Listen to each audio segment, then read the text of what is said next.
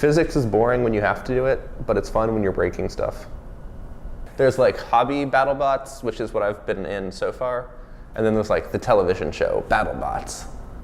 I mean, I'm not on the TV version yet. It's still just going to regional competitions. It's basically robot boxing, except with fewer rules than people boxing, because it's fine if you win by tearing apart the other person physically, limb from limb, since robots don't have feelings. Basically, any sort of mechanical smashing, spinning, clawing, ramming is allowed. Depending on the competition, fire may or may not be allowed. In this case, it wasn't allowed. And like spraying water or oil is always banned, because that would just be messy. And no guns. Or explosives in general. And whoever can make the other robot incapable of movement wins. This is my 12-pound featherweight BattleBot, Boop the Snoot. And it's got a vertically spinning bar that it hits other robots with. And no armor. The bar is the armor. My first competition was about a month ago. Basically, I entered with the feeling of I'm going to learn what I don't know by failing in the first round. I learned a lot about the electronics of it. It's basically standard RC equipment, but I didn't know how that worked, and now I do. The first step is to come up with a general idea for how you want your robot to break the other robot.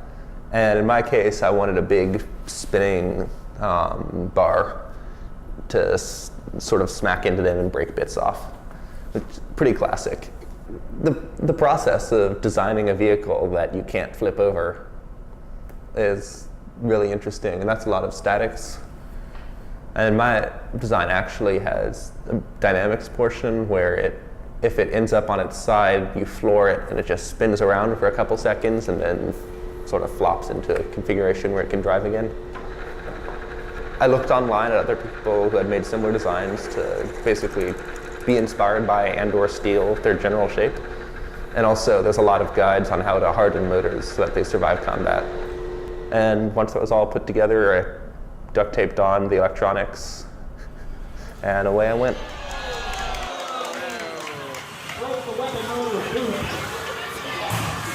There's a weight limit for each competition class, but you see all sorts of expensive bullshit.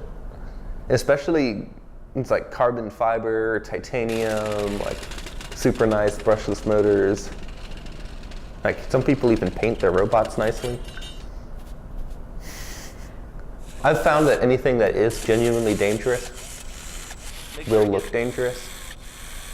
And like, you don't really need to plan for it looking right, because if it works, it will.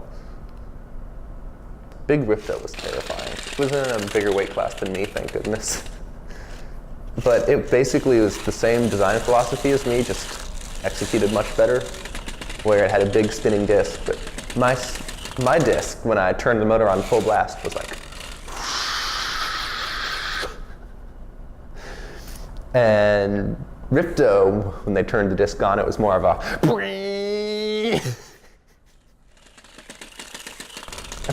It's a really pure competition, you know?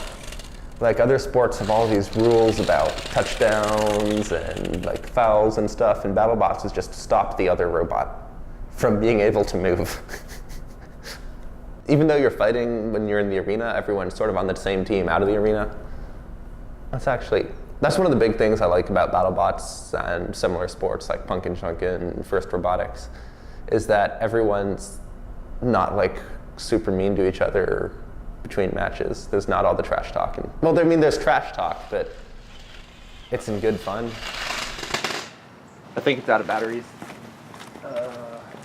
Or broken. Yep, just broken. So now that's a mystery right there. Lost a screw. Such is life.